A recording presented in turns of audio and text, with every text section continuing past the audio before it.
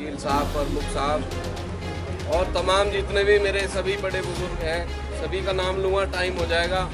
सभी ने अपनी बात भी रखी। आज ये मीटिंग जो बुलाई थी ये बहुत से लोगों की, क्योंकि इकरा हसन आपके बीच में पिछले 2-3 साल से लगी हुई है बेचारी, और चुनाव अब बिल्कुल सिर पर आ गया। तो बात आई भाई मीटिंग बुला लो, ब्लॉक वाइज बुला लो। ब्लॉक वाइज ये सभी अपने परिवार की कार्यकर्ताओं की मीटिंग थी, जो आज से पहले, अब से पहले सांसद जी को, मुनव्वर हसन जी को आप लोग सब चुनाव लड़ाते आए, और आप लोग न तो वोटर है भाई, आप सब खुद में जो है इकरा हसन है, मुनव्वर हसन है, और कब से आप लोग चुनाव लड़ाते आ रहे हैं। अब ये एमपी का चुनाव है, इतना लंबा चुनाव है, 150 किलोमीटर है। मैं अकेला नहीं कर सकता, इकरा नहीं कर सकती, आशीष जी नहीं कर सकते, ये तो सबको मिलकर लड़ाना पड़ेगा, सभी हिंदू मुस्लिम सभी भाइयों को। और ये कैराना ब्लॉक ये खुद में कैंडिडेट बन के पहले भी चुनाव लड़ाया। मेरी आपसे यही गुजारिश है कि आप खड़े हो जाओ और इस छप्पर को थाम लो। सांसद का विरोध बहुत है, आप लोगों को, हम लोगों को उन तक पहुंचना है। अगर हम अपने ही गांव में रह गए तो वो लोग जो है आखिरी में घर बैठ जाएंगे, ये कहेंगे भाई हमारे तक कोई आया नहीं। तो 5 साल तक तो सांसद आए नहीं जो है। भाजपा का विरोध है, हमें और आपको उन तक वो मैसेज पहुंचाना है। किसान की बात है, बेरोजगारों की बात है, महंगाई की बात है, तो हम सब जब तक जो है उन लोगों के बीच में नहीं जा पाएंगे। अगर उनके घर हमने दस्तक भी दे दी तो कम से कम इतना हो जाएगा कि हाँ, पूरे 5 साल ये सांसद ने तो हमारी सुनी नहीं।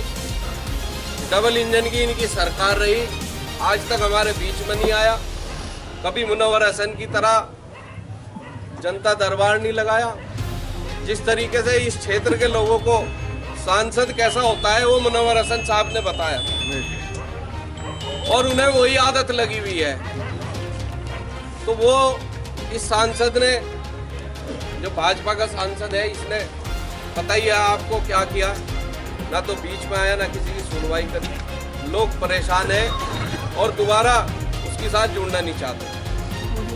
मेरा तो आप लोगों से यही गुजारिश है कि इतना हमें मौका देते हैं, आपके बीच में रहते हैं, चाहे गम हो चाहे खुशी हो, आप लोगों के बीच में ही आना जाना है, कोई ऐसी बात नहीं। और इकरा से ज़्यादा तो कोई बोल नहीं सकता।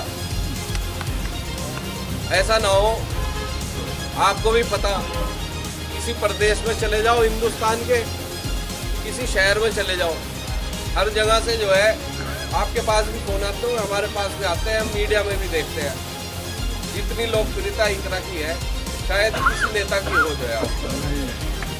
और अभी हमारे चाचा धीर सिंह जी ने कहा कि लड़की जो है वो माथे का तिलक होती है, और ये हमारी और आप सबकी जिम्मेदारी है कि इस माथे के तिलक की, इसकी इज्जत करनी जो है वो आप सबकी जिम्मेदारी है। ये उसी शहर की लड़की है और पूरी दुनिया जो है इसके लिए दुआ कर रही, इसके लिए करना चाह रही।